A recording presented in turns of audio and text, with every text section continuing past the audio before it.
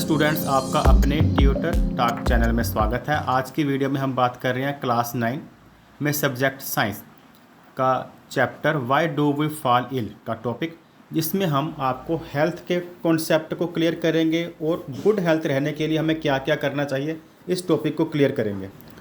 ये टॉपिक बहुत इंपॉर्टेंट है। जैसे कि हम डेली के रूटीन में हम काम करते हैं स्कूल का, जैसे आप होमवर्क करते हो, डेली मॉर्निंग आप तैयार होते हो, यूनिफॉर्म डालते हो, बैग लेकर स्कूल जाते हो और वहाँ पर अपना काम करते हो, फिर वापस आते हो। लेकिन कभी कभी ऐसा होता है कि हमारे की हेल्थ प्रॉब्लम कुछ ना कुछ क्रिएट हो जाती है, जिसके कई कारण हो सकते हैं।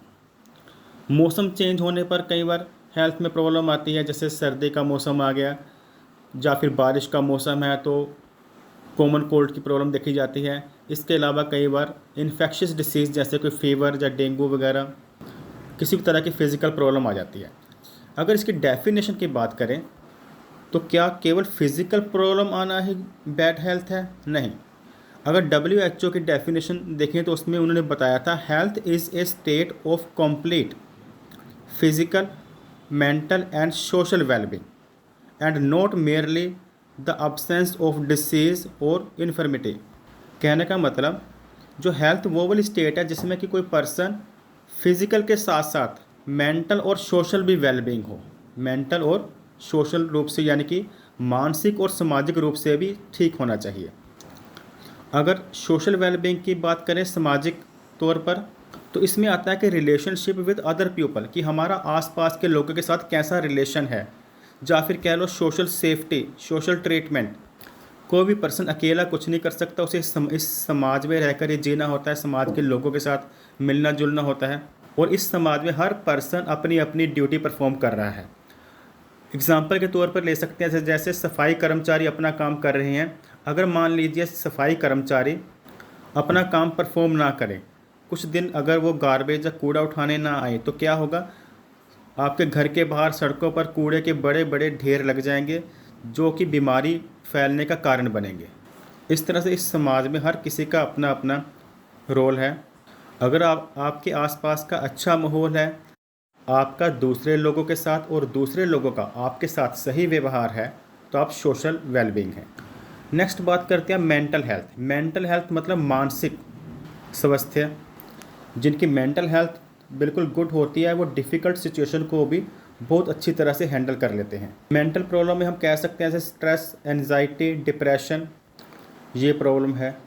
अगर ये प्रॉब्लम है तो आप फिज़िकली फ़िट होते हुए भी गुड हेल्थ नहीं कहलाएंगे। और साइंटिफिक वे, अगर आपको स्ट्रेस है, एंजाइटी या डिप्रेशन है, तो इसका आपकी फ़िज़िकल हेल्थ पर भी इफ़ेक्ट पड़ता है। अब हम बात करते हैं गुड हेल्थ रखने के लिए हमें किन किन बातों का ध्यान रखना होगा। अगर हम चाहते हैं कि हम फिट रहें, फिज़िकली फ़िट रहें, मेंटली फ़िट रहें, सोशली फ़िट रहें, तो हमें किन किन बातों का ध्यान रखना होगा।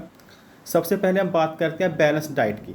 जो आपकी डाइट है वह पूरी तरह से बैलेंस्ड होनी चाहिए। कहने का मतलब, हमारी डाइट में carbohydrates, vitamins, fat, protein, minerals, जो जो भी चीज़ें होती हैं वो उनका बैलेंस पूरी तरह से होना चाहिए। यानी कि जितनी आवश्यकता है वो हमें पूरी मिलनी चाहिए। अगर किसी कार्बोहाइड्रेट्स, विटामिन्स की कमी पाई जाती है आपके फूड में या किसी मिनरल की, तो उसकी डेफिशिएंसी के कारण भी डिसीज़ पैदा होती हैं। नेक्स्ट हमें ध्यान देना होगा क्लीन एनवायरनमेंट। जिस जगह पे रह रहे हैं, जहाँ पर आप रहते हैं, वो आपका आसपास का जो एनवायरनमेंट है वो क्लीन, साफ़ सुथरा होना चाहिए। इसके साथ साथ हमें गुड एक्सरसाइज, यानी कि अगर आपका सीटिंग का कोई वर्क है तो आपको साथ साथ एक एक्सरसाइज भी होनी चाहिए, जिससे कि फिज़िकल एक्टिविटी होती रहे। इसमें आप योगा, मॉर्निंग वॉक या जिम वगैरह ज्वाइन कर सकते हैं। नेक्स्ट टॉपिक है प्रॉपर रेस्ट। डेली में हम जब पूरा दिन कोई काम करते हैं, उसके बाद हमें प्रॉपर रेस्ट भी मिलनी चाहिए, पूरी नींद जितने घंटे चाहिए, इस बात का भी पूरा ध्यान रखना चाहिए। फ्रीडम फ्रॉम एनजाइटी, हमें मानसिक तनाव से भी बच के रहना चाहिए।